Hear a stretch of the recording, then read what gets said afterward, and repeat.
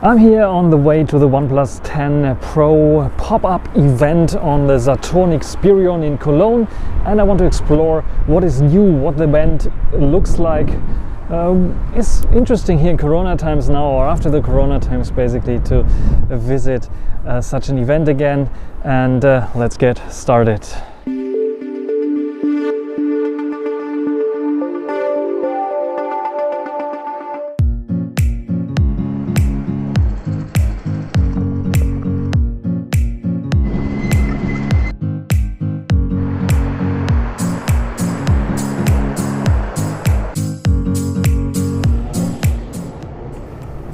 At the entrance, as you can see, OnePlus had this nice timeline from the first phone on, the various different years when they released a new phone, which is pretty awesome. And then of course you had like the option to sign there, and you could see all the phones as well. So as you can see, here is the 10, but there's also the first OnePlus phone, and up to the newer generations year by year.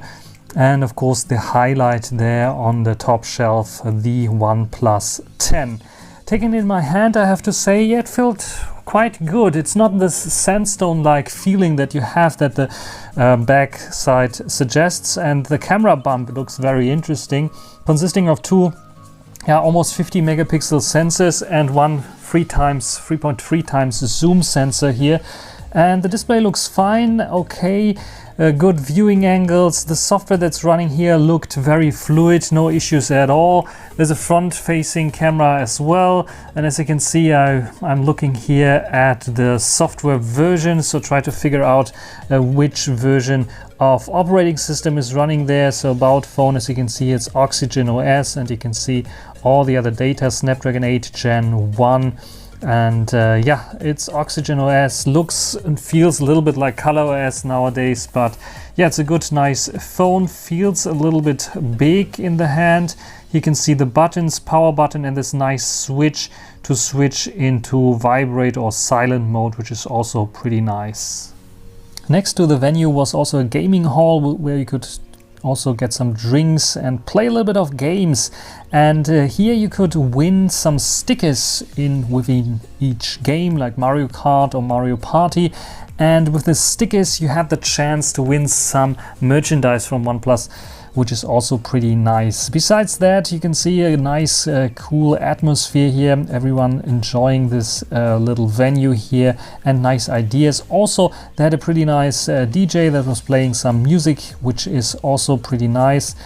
And then there was also an artist drawing some OnePlus logos in various different forms and shapes, which is also a very interesting idea.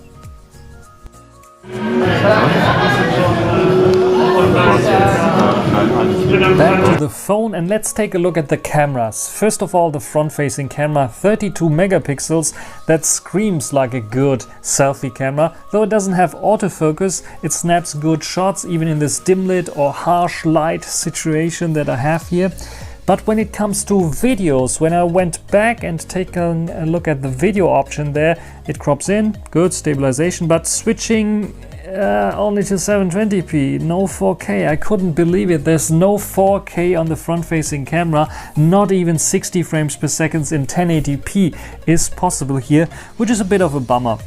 Then switching back to the main cam, I wanted to try out what kind of videos I can produce with the 48 megapixel main cam, and here I can switch to even 8K, which is phenomenal, but not very usable. Then we have 30 and 60 frames per second in Full HD and in 4K as well.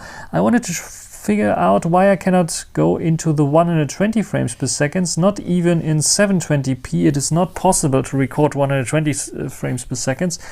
And so the only thing, 8K of course not, only 24 frames per second in 8K, is 4K. 4K allows me to use the 120 frames per second option, which is very cool for slow motion. So yeah, this is basically the video camera capability. And that's it for this venue and this event. The OnePlus 10 Pro is a nice device, but it's not for me, I would say. And what do you think about this whole pop-up event here in Cologne? I think it's a nice idea, though I'm not so sure if OnePlus is leaving its motto, never settle, really behind. What do you think? Write it down in the comments. Bye.